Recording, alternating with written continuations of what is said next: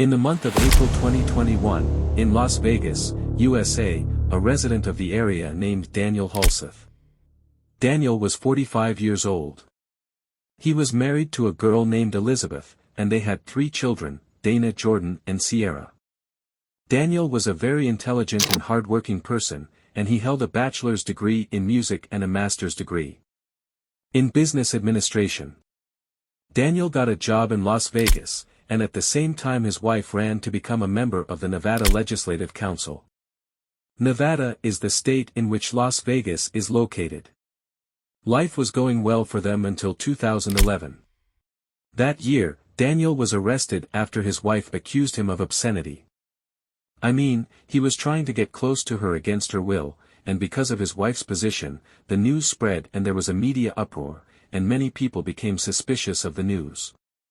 A month after the incident, Daniel decided to divorce him on the grounds that Elizabeth was cheating on him.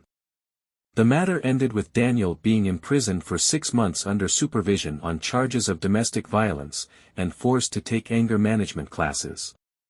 They divorced and Daniel finished the 6 months and went on with his life very normally. 10 years passed and his relationship with his ex-wife was very friendly. There were no problems between them again and they remained friends, and even though they had a joint bank account they continued to use it very normally. In the year 2020, Daniel began to become active on social media and publish content, most of which was photographing the beautiful places he visited. Then he began publishing posts of his family and his daughter, Sierra, and wrote on them, "I love you, my daughter," and from these words. At that time, Sierra was 16 years old. Because he loved his children very much and devoted his entire life to his children, and even one of his aunts said that he was his children before everything else. Daniel always thought of his children first before anything else. That in the month of 7 of the same year, which is 2020, Daniel discovered that his daughter, Car, was dating a person named Aaron Guerrero, who was 18 years old. The relationship between Sierra and Aaron was so strange that they decided to rob their families, take money from them, and flee together to Los Angeles.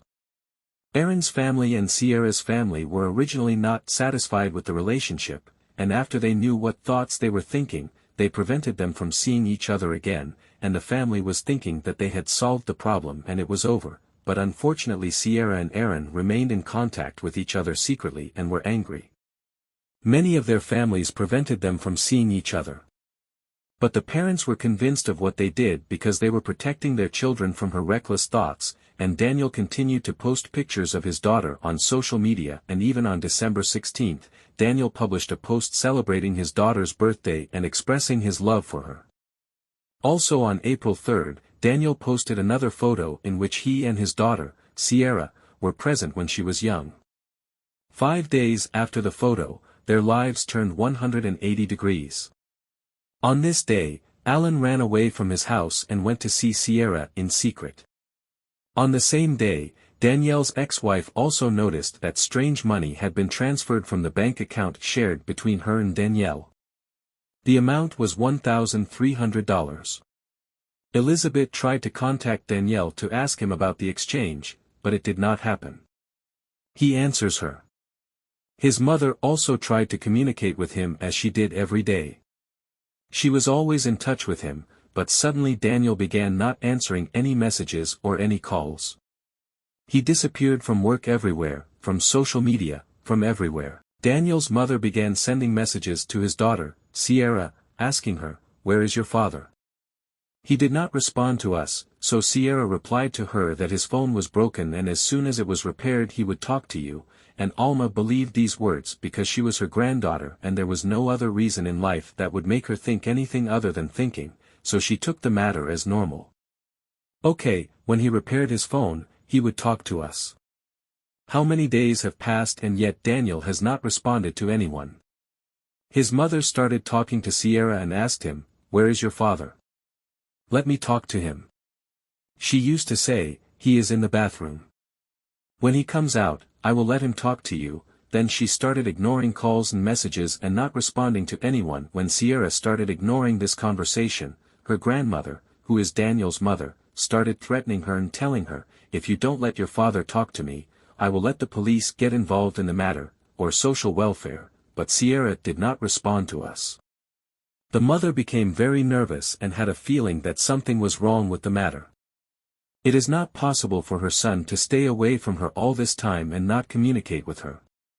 The problem is that the mother lives in another place, far from Daniel's house. So what she did was that she called neighbors or friends, meaning people she knows who live in the same area, and she told the story and told them that my mind was busy and I asked them to go to Daniel's house and check on him and give her news. At this time, before the people arrived at Daniel's house, his mother called 911 and told them these things. The call. At that time, after the call, Daniel's mother's friends arrived at the house and discovered that his car was not in the garage, the door was open, and there was a smell of fire, and there were burned things in the house. They entered and searched the house room by room and did not find anything, but when they entered the garage inside, they saw that there was a burned sleeping bag inside, and in its heart was Daniel's burned body. 911 call. After this call, the police arrived at the house and began an investigation. They saw that there was an electronic saw in the house, and a hand saw that had blood on it, and there were also 2 knives thrown in the sink. They also saw a payment receipt and a money withdrawal receipt from the ATM. They also noticed that the equipment was a new cleaner, meaning whoever used it wiped it with sterilizers. After they took Daniel's remains to the forensic doctor, it was found that Daniel had been stabbed about 70 times before he was burned, and 42 of them were in his back, and his body was mutilated before he was placed in the Slipogen bag and burned.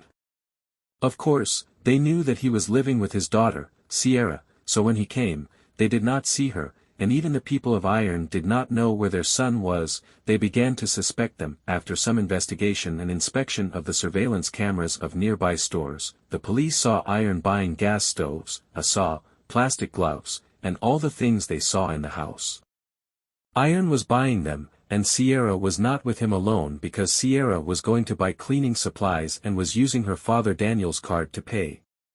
Currently, the boys are missing and no one knows anything about them.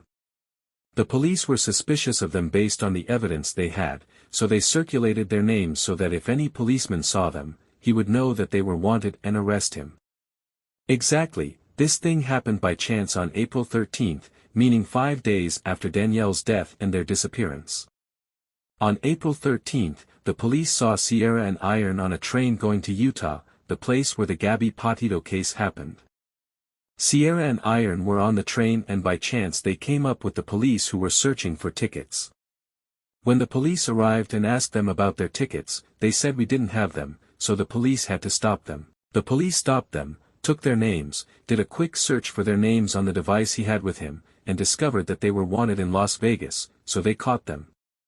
At that time, the police also found Danielle's car, which Sierra and Iron had stolen, and there was a blanket with blood stains on it.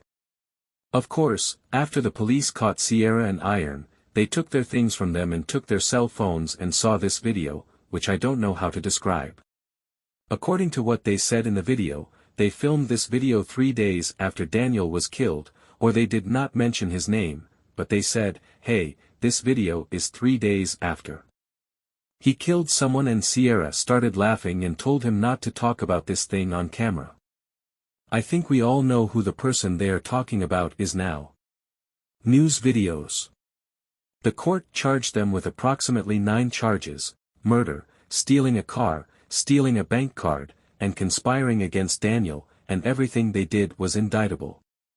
When the news spread widely, the lawyer in charge of Sierra, I think, came out and said that there should be privacy about the matter.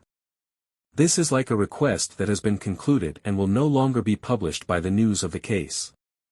The learned deputy prosecutor said that they are likely to sentence Aaron to death since he is 18, so he is of legal age. As for Sierra, because she is 16, meaning she is under the legal age, they will not think about giving her the death sentence. At the same time, they will not hold her accountable as a juvenile.